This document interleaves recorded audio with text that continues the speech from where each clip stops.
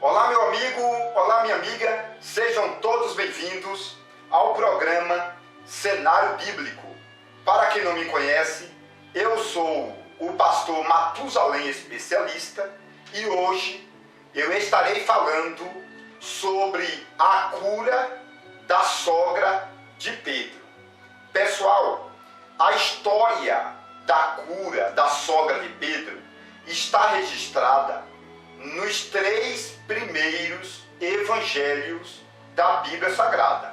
No livro de Mateus, no capítulo de número 8, no livro de Marcos, capítulo 1, e também no livro de Lucas, capítulo de número 4.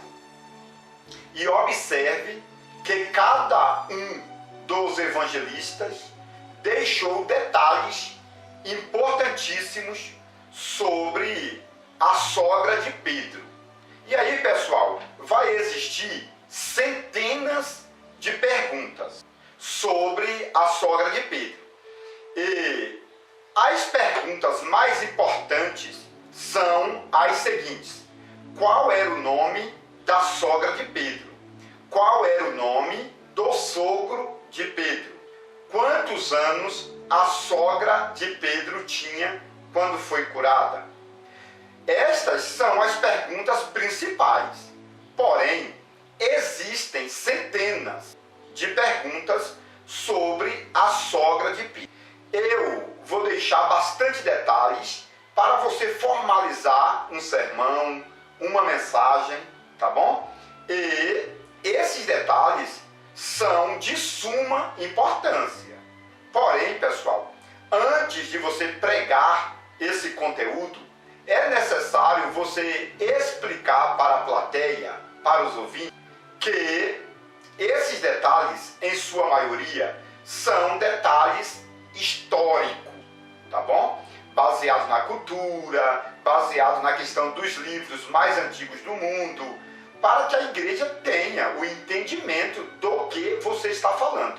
Porque, geralmente, as pessoas pregam alguns detalhes culturais ou históricos e não explicam que é detalhes históricos ou culturais. E aí formaliza um problema muito grande, tá bom? Então, o que está na Bíblia, você vai falar. Esse detalhe está na Bíblia.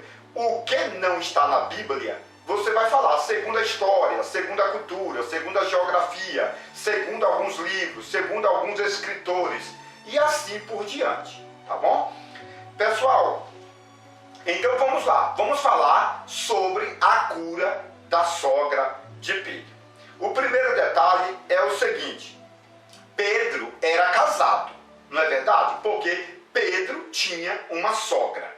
Isso é muito importante porque a Igreja Católica, instituiu Pedro como o primeiro Papa de toda a história.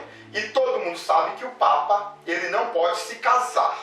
Tá bom, pessoal? Isto é a questão da cultura da Igreja Católica. E algumas pessoas em todo o mundo dizem que Pedro nunca foi casado. Porém, a Bíblia deixa claro que Pedro tinha uma sogra. Se Pedro tinha uma sogra, Pedro também era casado. Não é verdade, pessoal? E aí, pessoal, qual era o nome da esposa de Pedro? Olha, esta é uma pergunta importantíssima, tá bom? Então, pessoal, o nome da esposa de Pedro era Helena, segundo a história. Tá bom, pessoal? Helena. Mas existe uma outra história judaica que diz que o nome da esposa de Pedro era Perpétua. Tá bom? Então, temos duas lendas, duas histórias, ou 2 nomes, tá bom? Para a esposa de Pedro. O primeiro nome é Helena, o segundo é Perpétua. Essa questão da história da mulher de Pedro, você pode encontrar no livro de 1 aos Coríntios, capítulo 9, versículo 5, tá bom? Quando o apóstolo Paulo fala que Pedro levava a esposa na obra missionária. Então, a esposa de Pedro, Helena, era uma grande missionária. Exatamente, pessoal. E, segundo a história, debaixo, em Roma, a esposa de Pedro, Helena, foi lançada para os leões, tá bom? Ela era uma grande missionária, a esposa de Pedro, tá bom? E aí, pessoal, Pedro, na verdade, tinha bastante filhos. Segundo a história, Pedro tinha 3 filhos, tá bom? E uma das filhas de Pedro se chamava Petronila. Exatamente, pessoal, o nome da filha de Pedro com Helena, Petrolina, tá bom, pessoal? E o genro de Pedro, porque a filha de Pedro era casada. Então, o genro de Pedro se chamava Valério. Isso é muito importante para você colocar na introdução da sua mensagem, do seu sermão, da sua palestra. Isso aí vai enfeitar, vai deixar um brilho maravilhoso, não é verdade? O pai de Pedro se chamava João. Exatamente, pessoal. O pai de Pedro se chamava João. Porém, o pai de Pedro tinha um apelido, que era Jonas. A maioria dos pescadores da região da Galileia se chamava de Jonas, porque o nome de Jonas aponta para a palavra pombo, e também o nome de Jonas aponta para a palavra baleia, ou peixe grande, até porque foi Jonas que foi engolido por um peixe gigantesco. Por isto que Pedro era chamado de Bar-Jonas, ou filho do pescador, ou filho de João, tá bom? Então, pessoal, eu já falei o nome da esposa de Pedro, já falei o nome do pai de Pedro, o nome da mãe de Pedro, o nome da filha de Pedro, o nome do genro de Pedro, e agora eu vou falar o nome da sogra de Pedro.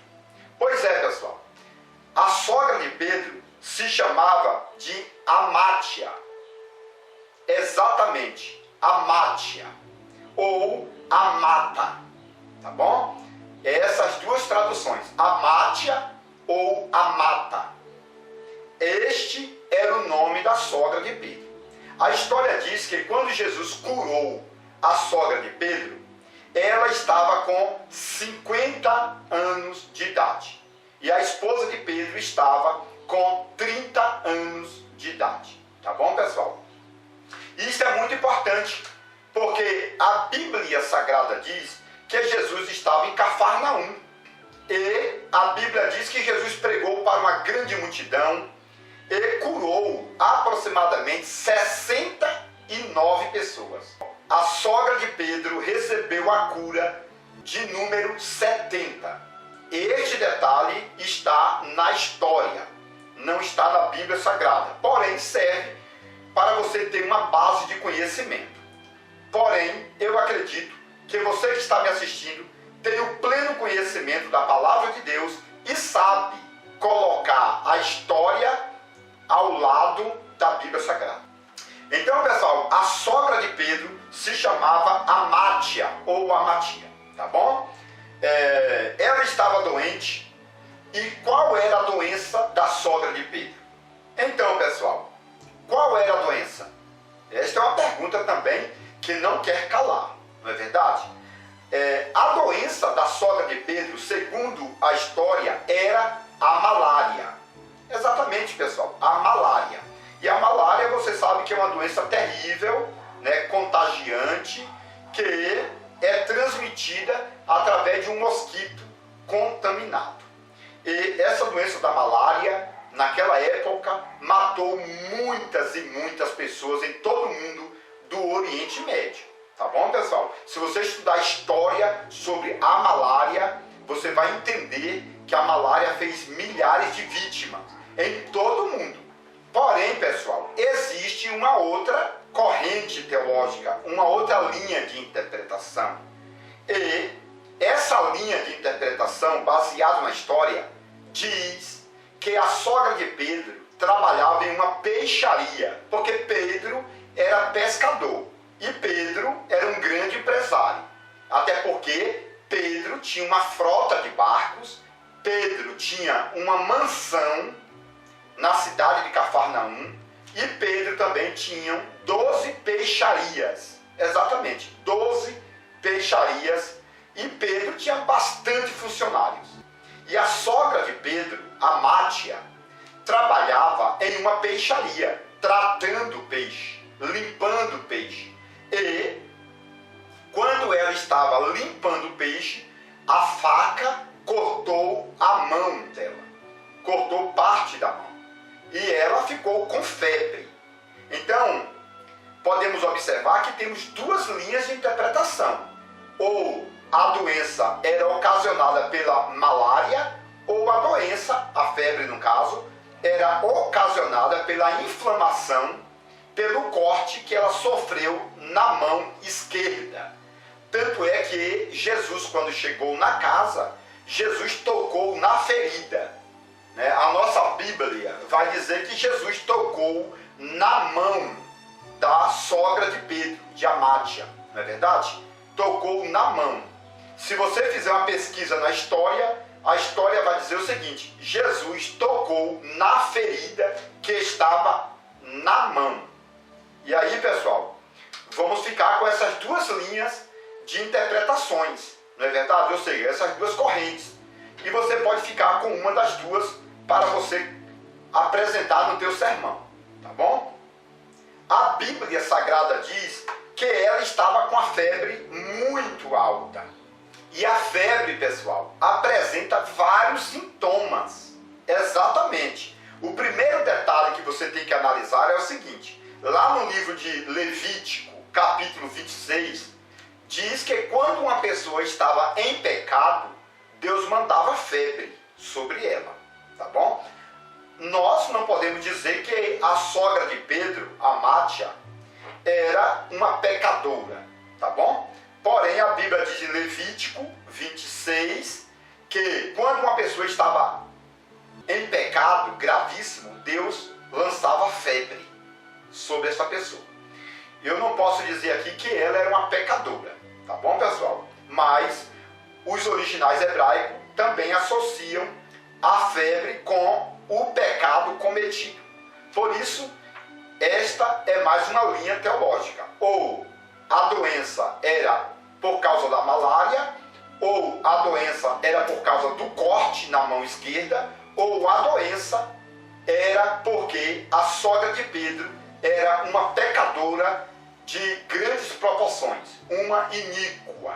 Tá bom, pessoal? Uma pessoa que pecava gravissimamente. Tá bom? É aí que surge aquela história de que o sogro de Pedro morreu. Tá bom, pessoal? O sogro de Pedro era pescador e ele foi pescar e o sogro de Pedro caiu na água e acabou morrendo. A sogra de Pedro, ficou viúva e teve relação sexual com algumas pessoas fora do relacionamento sério. Por isto, ela era uma pecadora de grandes proporções e ela recebeu essa febre como uma condenação. Tá bom, pessoal? Baseado em Levítico 26, versículo 5. Tá bom? Leia e faça a sua apresentação baseado na história, é claro. Tome cuidado, porque se você não souber explicar esses detalhes, você pode ser taxado de herege. Isto é um problema muito sério, então tome muito cuidado. Muito bem, pessoal. Eu vou estar falando agora sobre as consequências da febre. Exatamente, porque a sogra de Pedro estava com febre. E, atualmente, tem muita gente na igreja, tá bom? Que estão com febre, estão doentes. A febre é um sintoma que está indicando que a pessoa está doente. Então, pessoal, o primeiro sintoma entre os 70, porque são 70 sintomas, e um dos 70 são as dores musculares. Segundo, diarreia. Terceiro, falta de apetite. Quarto, convulsões. Quinto, alucinações. Sexto, temperatura alta. Então, pessoal, observe que eu deixei alguns sintomas aqui, porém são 70. E esses sintomas aqui estão regendo a vida de muita gente na igreja. Porque tem muita gente na igreja que estão com dores musculares, tá bom? Dores musculares espirituais, que não fazem mais a obra de Deus. Tem muitas pessoas também que estão com disenteria, exatamente, ou diarreia, tá bom, pessoal? Tem muita pessoa na igreja com falta de apetite para ler a Bíblia, falta de apetite para orar, falta de apetite para consagrar, falta de apetite para evangelizar, falta de apetite para ir à igreja, tá bom? Tem pessoas na igreja sentindo convulsões, exatamente, pessoal. Tem muita gente na igreja também com alucinações, né? E isto é um problema muito grande, tá bom? Entregando profecias, revelações fora de tempo e uma série de loucuras. Isso chama alucinações. Sabe por quê? Porque a febre está alta. Ela foi picada pelo mosquito da malária, ou seja, o mosquito do pecado. Ou talvez ela cortou a mão com a própria faca. Ou talvez essa pessoa está em pecado e a febre está alta. Tem gente, pessoal, que está na igreja com a temperatura lá em cima. Não tem paciência para nada, né? É nervoso, é muito sanguíneo ou colérico. E aí, pessoal, é um sintoma da febre. É o dedo dele que está cortado. Ou foi o mosquito que picou. Ou talvez ele cortou a mão com a própria faca de trabalho. Tá bom? Esses são sintomas e vão servir para você aplicar nas suas mensagens. Então, pessoal, as mulheres de antigamente, do tempo de Jesus, tinham uma perspectiva de vida de 60 a 70 anos, tá bom? Entre 60 e 70 anos. E as mulheres de antigamente não eram derrubadas facilmente, não. Mas essa mulher caiu, tá bom? Essa mulher foi para a lona, a sogra de Pedro, a Mátia. Ela não aguentava fazer mais nada, sabe por quê? Porque a febre tombou a vida dela. Então tem muita gente com febre, tem que tomar cuidado, porque se você não se hidratar, se você não tomar remédio, não tiver um bom repouso, aí, meu amigo, a coisa piora. E o melhor remédio é você pedir perdão pelos teus pecados, fazer uma nova estratégia de vida espiritual, tá bom? Colocar a tua casa em ordem, o teu altar, porque talvez a febre da tua vida é o pecado. Então tem que tomar muito cuidado, porque isto é um problema muito sério. Essa sogra de Pedro, a Mátia, ela tinha parcerias. Então quando Jesus chegou, o povo já foi até Jesus e falou: olha, a sogra de Pedro está doente. Então, pessoal, é bom você formalizar parcerias. Porque se você não puder orar, tem alguém que vai orar por você. Tem alguém que vai interceder pela tua vida, tá bom? Porque a sogra de Pedro era uma mulher provavelmente abençoadíssima, mas a febre era tão grande, a doença era tão terrível, que ela não tinha condições de orar, tá bom? E aí os intercessores entraram em ação. Que legal, né, pessoal? Então dá para você falar sobre essa questão de parceria. Tem como você falar também sobre essa questão de sociedades, você ter amizades, amigos, companheirismo, né? Porque tem pessoas na igreja que não tem amizade com ninguém. E aí, quando fica de mal a pior, ninguém quer interceder por essa pessoa, não é verdade? Mas se você for uma pessoa boa, todo mundo vai querer interceder pela sua vida, vai querer, né, fazer uma visita, fazer uma oração, né, participar contigo. Então, faça parcerias. Seja como a sogra de Pedro. Tenha amigos. Tá bom, pessoal? Muito bem, pessoal. A história diz que quando Jesus chegou na casa de Pedro, no centro da cidade, era uma mansão. Tá, pessoal? Pedro era o homem do dinheiro, da peixaria, dos barcos. Era um empresário, né, de grandes proporções. Né? Segundo a história, Pedro tinha 24 funcionários, 12 peixarias e casa em várias cidades de Israel. Pedro tinha muito dinheiro, tá bom, pessoal? E quando Jesus chegou chegou na casa de Pedro, Jesus olhou para a sogra de Pedro. Olha que importante, porque aqui no original grego, olhar é fazer um exame completo, tá bom? No reino espiritual. Jesus chegou na casa e, em oração, Jesus fez uma análise, fez um exame completo da situação. E naquele momento, Jesus assumiu a família de Pedro. Não é verdade? Jesus se aproximou. Olha que legal, pessoal. Jesus primeiro fez uma análise, né? Jesus pesquisou qual era o sintoma. E depois Jesus se aproximou. Porque tem pessoas que não pesquisam. Tem pessoas que se aproximam antes de fazer o exame. Tem pessoas que se aproximam antes de fazer uma análise da situação. Porém, Jesus primeiro fez uma análise. Primeiro estudou a situação. Primeiro examinou. E depois Jesus se aproximou. Tá bom? Quando Jesus se aproximou, Jesus tocou na mão da mulher.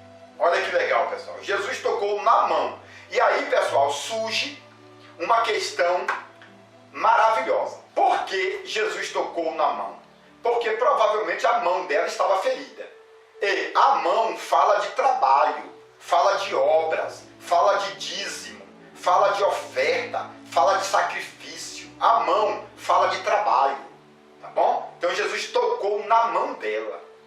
Tem uma tradução que diz que Jesus pegou na mão. Olha que legal, pessoal.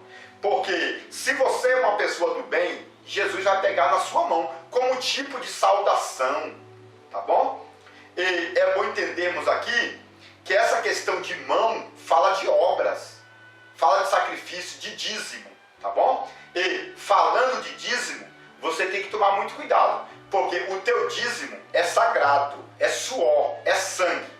E você não pode dizimar em qualquer igreja que está desviando o teu dinheiro, tá bom? Que está fazendo mau investimento com o teu dinheiro, tá bom? Pastores, lideranças, comprando iates, comprando palácios, comprando bens financeiros para a sua própria pessoa.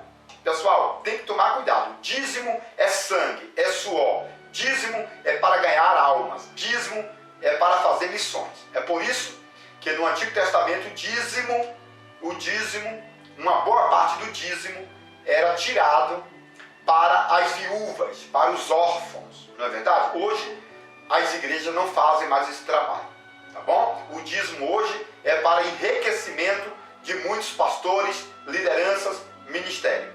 Tem que dizimar? Sim.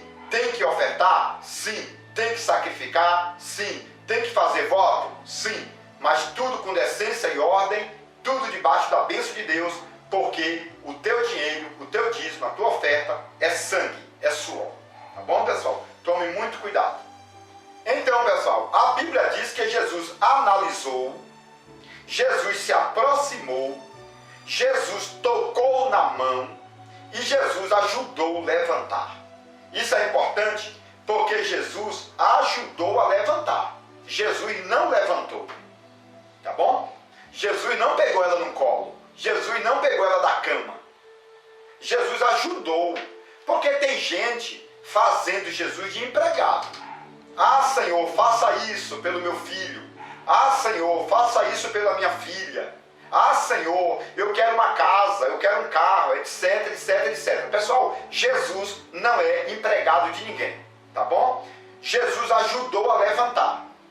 Então, meu amigo, minha amiga, se você quer a tua bênção, Jesus vai te ajudar a conquistar. Mas não é Jesus que vai conquistar a tua bênção, não.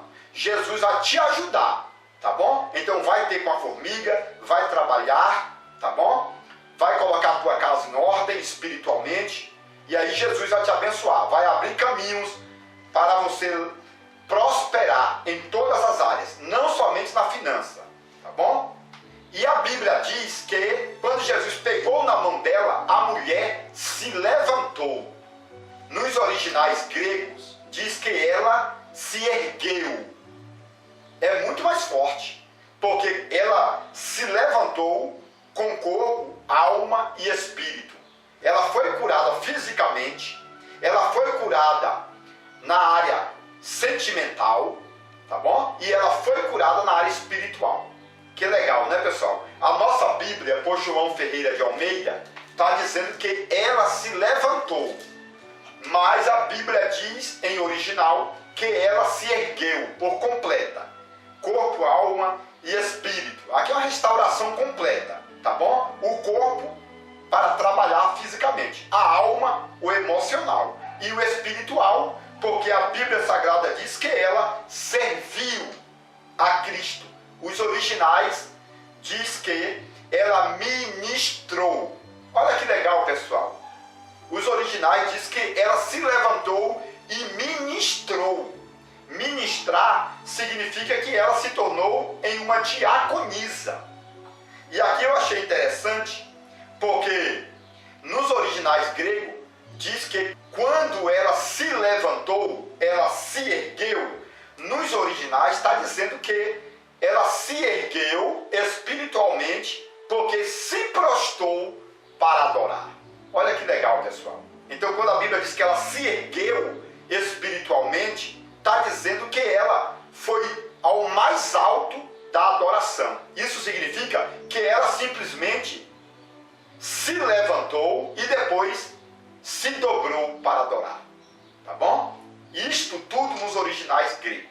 Pessoal, eu sempre falo que para você conhecer os originais hebraico, grego, latim, você precisa adquirir este livro, A Revelação Completa do Livro de Gênesis, por Matusalém, especialista. Pessoal, fui eu mesmo quem elaborei este livro, com 700 páginas e mais de 1000 detalhes bíblicos e extra-bíblicos. Detalhes importantíssimos, trazendo a história hebraica, aramaica, grega, latina para você, tá bom? Você que é líder, você que é pregador, você que é ministro, você que é fundador, tá bom? De denominações, esse livro é de suma importância para o teu ministério. Se você não adquiriu, adquira, porque este livro vai falar sobre a cultura judaica, baseado na história, baseado no povo, na questão linguística e idiomática, tá bom? Então adquira o mais rápido possível. Aqui do meu lado tem o número do meu telefone. Ligue para adquirir o livro, ou mande uma mensagem de WhatsApp, ou entre aqui no link que está no rodapé, na descrição, e saiba mais sobre este livro com 700 páginas. Lembrando, está na promoção. Adquira o mais rápido possível. Vamos então, pessoal, terminar esta mensagem sobre a sogra de Pedro.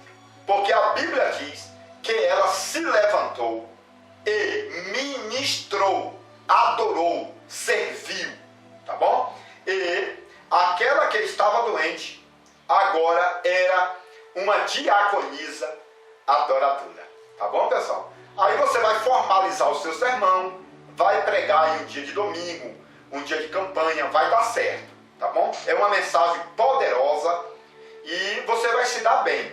Explique que é baseado na história, tá bom? Lembre-se, eu tenho mais de 130 vídeos no YouTube. Se inscreva no meu canal, assista os meus vídeos, tá bom? E eu quero aqui louvar a Deus pela sua vida, que Deus te abençoe e te guarde em nome de Jesus. Atenção, você que gosta de conhecimento profundo. Agora você pode adquirir o livro mais importante de todos os tempos, As Revelações Completas do Livro de Gênesis, por Matusalém, especialista. Nele você poderá encontrar mais de 1000 detalhes relacionados ao Antigo e Novo Testamento, como por exemplo, onde Deus morava antes da criação do céu e da terra. Se Deus não tem fisionomia, como o homem pode ser a sua imagem? Adão era branco, moreno ou negro? Eva foi criada da costela ou do cromossomo de Adão? A serpente do Éden era macho ou era fêmea? A serpente voava ou era transladada pelo diabo? Nabucodonosor se transformou em lobisomem por 7 anos? Isaac tinha 30 anos quando Abraão tentou sacrificá-lo? Os demônios são filhos do diabo ou anjos caídos? Este livro é importantíssimo e abrange mais de 1000 detalhes, tanto do Antigo como do Novo Testamento. Mais informações pelo telefone 62 99408-0257 ou 62 99372-7723